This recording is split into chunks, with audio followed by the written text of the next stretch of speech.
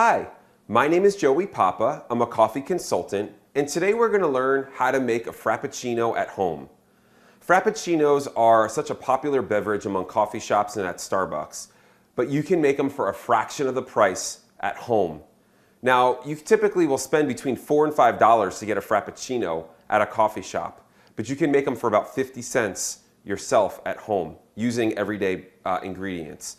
And what we're going to do today is we're going to blend up all of our ingredients in a blender, which you can use any blender. Just make sure you read your user manual to ensure you're using the right setting in order to make this blended drink. Now, what we're going to be needing is you're going to need some milk. We're going to need some coffee flavoring, and you can find this down your coffee aisle of your supermarket. They typically sell these right next to the coffee beans, and you can choose whatever flavor you want. You can make mocha, caramel, you can make strawberry, hazelnut, whichever you prefer. We are also going to need some maple syrup. We're going to need a cup of ice, instant coffee, and some whipped cream. What you're going to do first is you're going to measure out 1 cup of milk, and you're going to add that to your blender.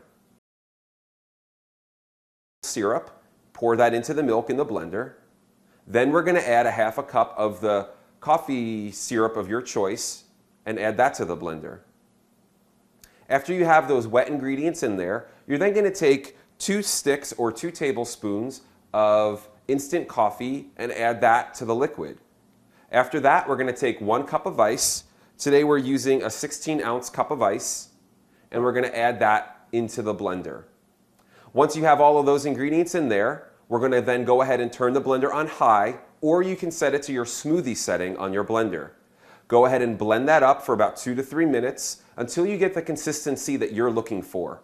Once you have that, you're then going to take off the top, pour it into a serving glass, add some whipped cream, and you're ready to serve up your homemade Frappuccino.